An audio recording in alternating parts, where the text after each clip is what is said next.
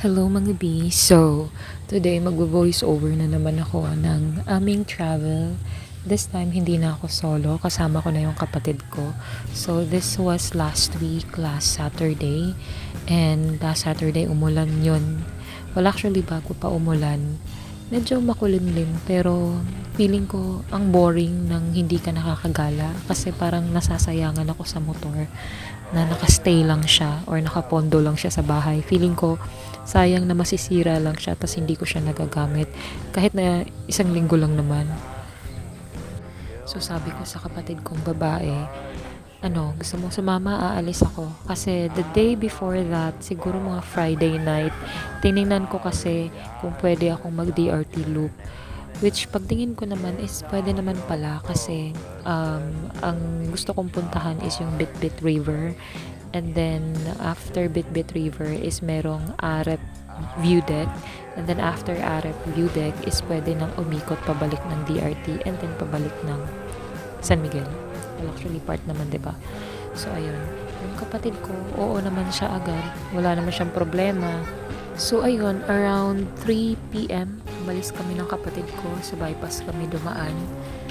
And ito pang nakakatawa kasi, well actually hindi nakakatawa, dangerous actually yung nangyari.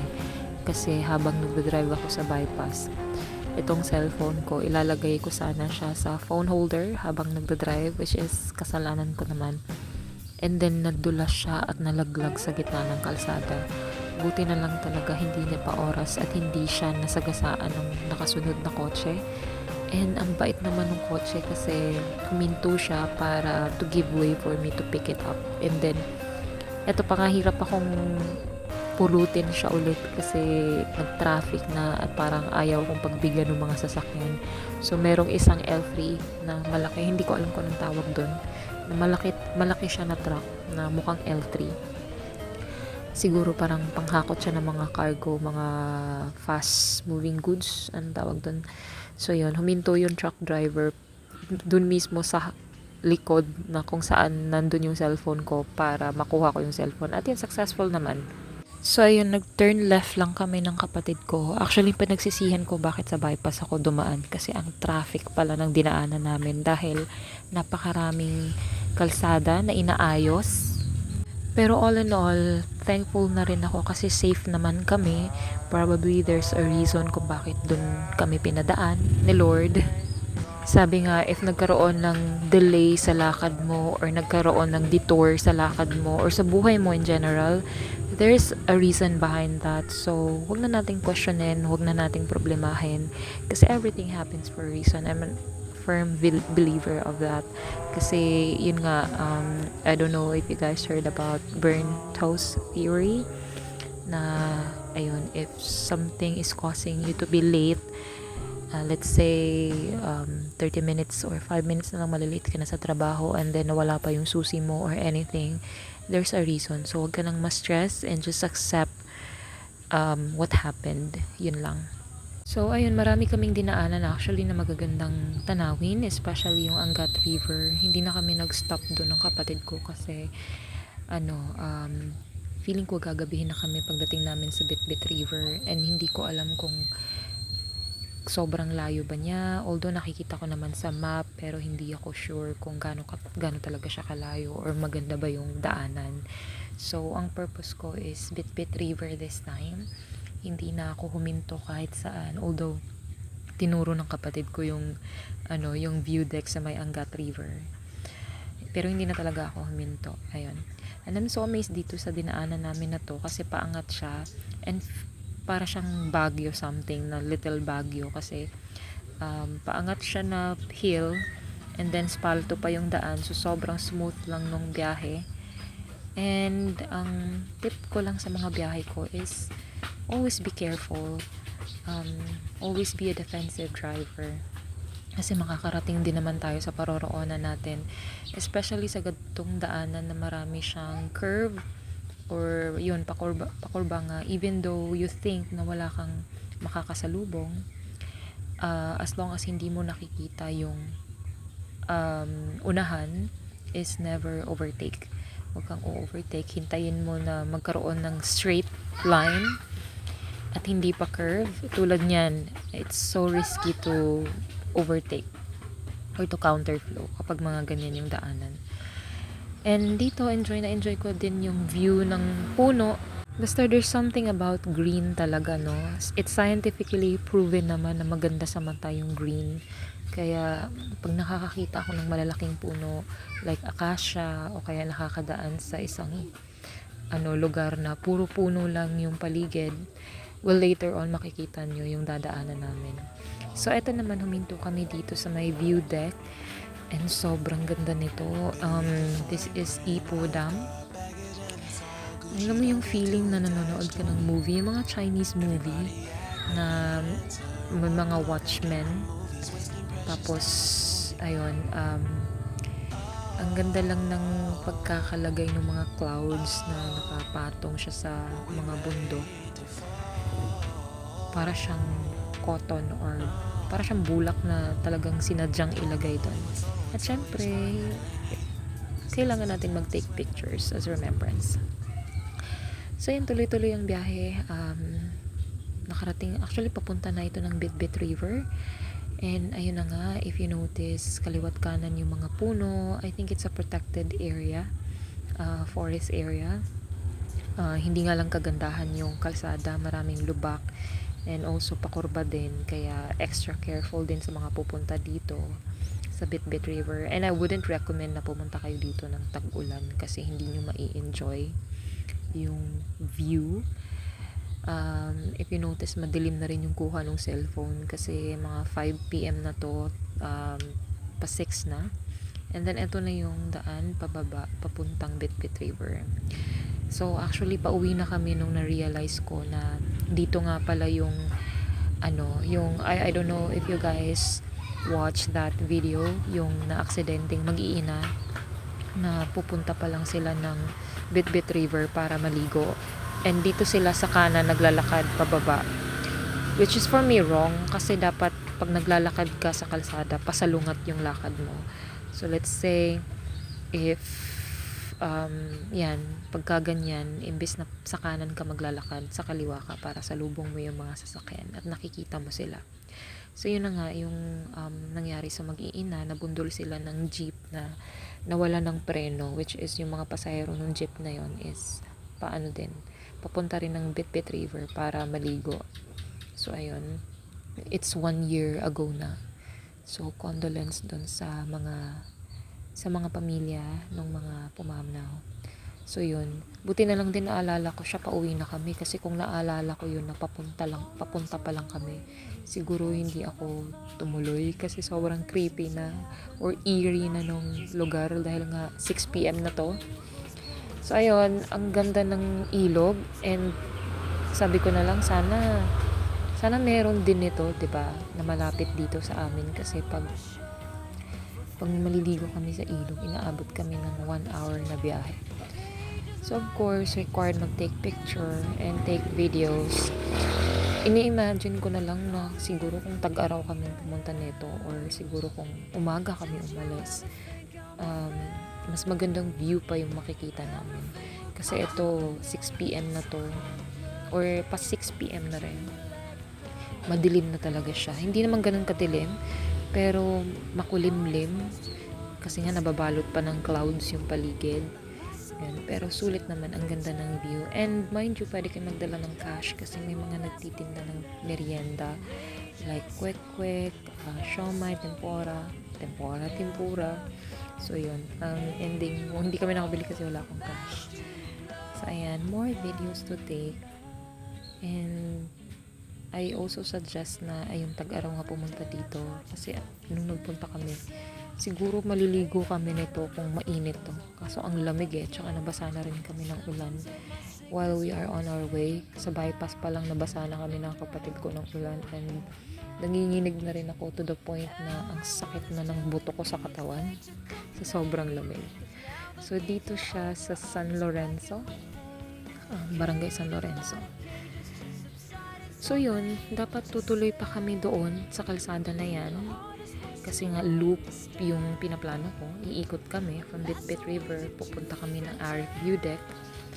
Pero dahil nga hapon na, inaya ko na lang yung kapatid ko na umuwi na lang kami and next time na lang kami maglo-loop. Kasi parang hindi na siya advisable na tumuloy dahil tiningnan ko kasi sa mapa and yung dadaanan namin pabalik ng DRT is savannah talaga, walang katao-tao, kaliwat kanan, walang bahay. So although maganda naman yung kalsada, kaso delikado pa din. We don't know kung anong meron sa lugar. So for safety purposes na lang, it's okay to back off or bumalik. So, matagal-tagal din kami nagstay sa bridge. Siguro mga 30 minutes kami nagstay. Ini-enjoy lang namin yung view. Sayang din naman kasi kung aalis kami kaagad, kararating lang namin. So, we enjoy the view. And then, I was also thinking na sana makapunta kami dito buong pamilya at ma-enjoy kasi maganda yung tubig, malinaw, malinis. Ayun. So, ayan, meron din mga ibang nagte-take pictures, hindi lang kami. I guess sikat tong bridge na to kasi actually nakita ko lang din to sa Facebook, sa Reels. So, anything na makita ko sa Reels, gusto kong puntahan. So, ayun. So, expected na may iba pa akong lugar na pupuntahan. So, I'm done with Dingalan, done with Bitbit River. Next time naman yung iba namang nakikita ko sa Reels. Actually, ang taas ng pangarap ko when it comes to motorcycle riding. Gusto ko ng Philippine Loop. Which is, I think, probably kinda impossible. Kasi gusto ko, pag nag-Philippine Loop ako, may budget, merong nasa kondisyon yung motor, and kompleto ako sa tools and everything. And dapat planado siya. So, yun, probably in the future. Bago ako mag-40, char. So, ayan, if you notice, pauwi na kami niya ng kapatid ko and matarik talaga siya. And I don't know which part of this road nangyari yung aksidente. Pero matarik talaga siya and understandable. And, sabi nung nag-comment dun sa video na pinost ko sa Reels, may morning that day is meron daw na aksidente or muntik ng maaksidente dahil sa dulas ng daan. During this, nung kami, hindi ko naman naramdaman yung dulas ng daan. I think because dahil sa friction ng gulong ko. I don't know. Hindi naman madulas. Matarik lang talaga siya. And I remember when I traveled to Dingalan, sobrang tarik din. Gantong-ganto din yung tarik niya and ganto din siya na maraming pakurba. Pero maliwanag naman yun. Ito kasi ang dilim. Ang dilim talaga ng ang eerie. Alam mo yung creepy siya. Pero hindi naman ako natakot kasi 1, 2 kami ng kapatid ko. 2, may mga nakakasabay kaming mga pauwi galing sa ilog. Yung iba naman papunta pa lang sa ilog. And I don't know if may mga nakatira pa dun sa unahan ng ilog. Probably meron pa. Kaya marami kaming nakakasalubong ng mga tora-tora, tricycle, mga motor. So, ito, bumalik lang din kami sa dati naming dinaanan. Same way. Kasi nga, like I said earlier, hindi na pwedeng tumuloy-tuloy kasi paggabi na. And 6:30 na to nung umalis kami ng kapatid ko. And ayun, maganda naman yung biyahe namin kasi ayun nga, spalto yung daan. I don't know kung ako lang, bakit ganun kapag papunta ka sa isang lugar, parang ang layo, pero pag pabalik ka na or pauwi ka na, parang ang lapit na lang. Ayun, so I don't know. Ayan, dito ko lang din nakita na yung mga tricycle pala dito is yung parang Indian, anong tawag dyan? Yung parang hindi, gas pa rin naman siya, pero parang tricycle sa India. I don't know kung nanonood kayo ng Indian movies. Ganyan kasi yung tricycle nila, yung color green na yan na nasa unahan namin. So, ganun na rin pala yung tricycle nila dito, pampasahero. Hindi na yung traditional na tricycle. So yun, actually maganda yung langit niya, maganda yung kulay. Hindi lang namin ma-capture kasi yung um, ayaw rin ng kapatid ko mag-take videos kasi nilalamig na rin siya. And yung phone ko, nasa gilid yung mount or yung phone holder. So hindi makita yung clouds kung saan maganda yung colors. So yun. So ayun, ginabi na talaga kami nito pabalik ng San Miguel ng poblasyon. Same way, dinaanan namin. At saka nagustuhan ko rin yung pagbalik namin kasi hindi na ganun ka-traffic. Whereas nung papunta pa lang kami, sobrang traffic talaga and na-stuck kami. Nang saglit lang naman. Pero maganda pa rin talaga yung tuloy-tuloy yung biyahe mo. Yung hindi mo na kailangan problema sa pagbabalanse ng bigat mo at saka ng bigat ng pasahero mo. Kasi nga traffic. Pero this time, hindi naman traffic. Tuloy-tuloy lang yung biyahe namin. It doesn't matter naman kasi kung 40 km per hour lang yung takbo mo as long as you reach your destination safe and sound, diba?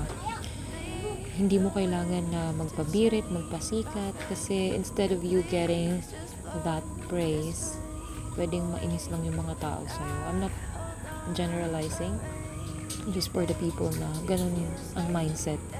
Kaya siguro mas gusto ko yung solo motorcycle riding lang. Kasi hindi ko kailangan ma-pressure kasi baka mamaya yung kasabay ko gusto niya pala 100 km per hour yung takbo. Gusto niya pala sisingit-singit. Hindi ako yung ganun tipong tao. Hindi ako sumisingit. So ayan, eto, nakarating na kami nito ng Akle. Dumaan na rin ng Eagle Cement. Ito na nga pala yung Eagle Cement. And dito na ako dumaan papuntang San Miguel Poblacion. Dumaan kami sa Bukol na Mangga. Kasi this is the fastest way. And malapit lang siya. Although, marami ditong savana. And good thing is, meron naman kami nakasabay na I think empleyado to ng Eagle Cement na pauwi na rin sa bahay niya. So, ayun. Masaya. Kasi ang expected ko is ako lang. Kami lang ng kapatid ko sa kalsada.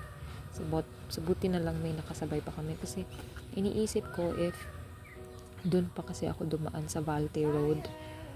Valte Road runs from DRT to San Ildefonso, Bulacan to sa Sapang Putol. Kaya lang ang pangit kasi ng kalsada sa Valte Road dahil daanan siya ng mga truck ng Eagle Cement paalis ng Bulacan. So bitak-bitak yung kalsada and prone to accident. So yun, kaya hindi ko napiling dumaan doon. Finalo ko na lang yung suggestion ng map. And familiar naman ako sa daan dito. So dito na lang ako pumiling dumaan. And itong part na to is, ito na talaga yung wala na talagang kabahayan kahit isa. So kahit saan ka lumingon dyan, kaliwa, kanan, likod, harap, walang bahay kahit isa. Pero kapag tag-araw, ito actually yung favorite spot namin. Dahil ang ganda ng view dito, it's overlooking. And maganda yung view ng mga kabundukan. So ayun, siguro pag gabi, ganito talaga siya. Ang eerie, ang creepy. Well, actually, hindi naman ako takot sa multo, you guys. Ang kinakatakutan ko nowadays is tao. Actually, hindi multo. Hindi ako takot sa aswang, sa multo. It's the tao na may dalang itak. So, yun. Kasi, mafe-feel mo pa yung pain kapag nataga ka doon. Lord, wag naman. Pero yun, honestly speaking, mas nakakatakot ang tao ngayon kaysa sa multo. Kaya sabi ko na sa sarili ko, if ever man wala kaming kasabay, pero maaga pa rin naman kasi to, like 7 or 8 p.m. pa naman. So, maaga-aga pa, hindi pa gumagana yung mga masasamang loob.